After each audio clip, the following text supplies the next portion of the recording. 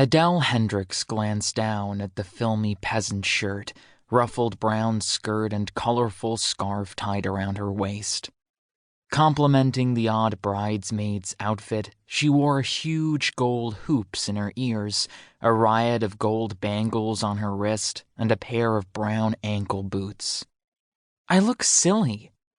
"You look gorgeous," Ben Jackson said. "Remember, this is for Nicole, your best friend and favorite person in the world. Second only to me, of course." "Of course." Adele tugged at the front of her shirt, which had gaped open to reveal her flesh-toned, cleavage-enhancing bra. "I feel like I'm early for the Halloween party circuit." "Well, Halloween's only a couple weeks away." Ben averted his gaze from the brief sampling of the goods she's inadvertently given him. With this ill-fitted shirt, it was bound to happen again, probably numerous times before the night was over. Luckily, Ben was her platonic roommate, so a few mishaps wouldn't give him the wrong idea about their relationship. She'd accidentally walked in on him in a state of half-dress before, and he'd once come upon her buried under the covers in the process of giving herself a spectacular orgasm, courtesy of her trusty vibrator. They'd both laughed it off in that way people do when they experience something embarrassing and don't want to speak of it, ever, and they'd never mention the experiences again. No, she wasn't worried. "If it helps, I'm in the same boat." He gestured at his brown slacks, brown knee-high boots, and white billowing pirate's shirt. "Not even remotely. Your getup is sexy.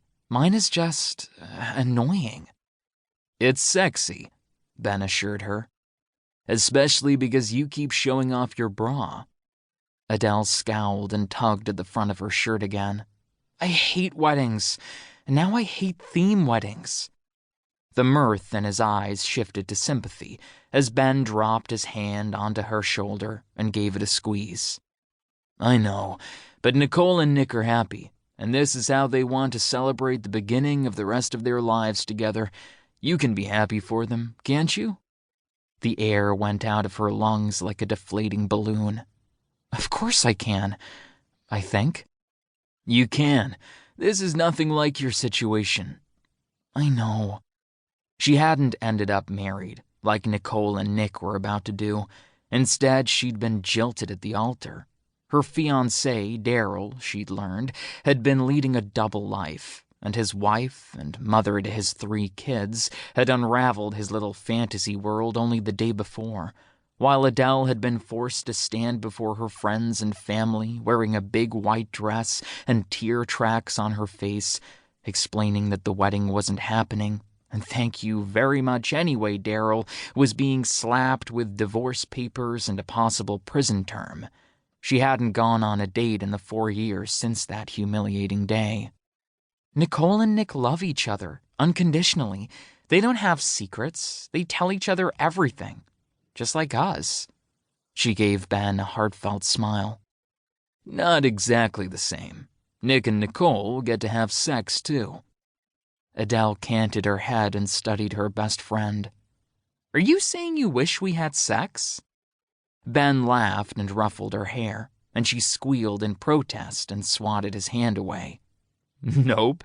My life is perfect the way it is. I have you, essentially the perfect woman, without any drama." He pulled his phone out of his pocket and tapped the screen. "And when I need a little physical release, I have my little black, phone.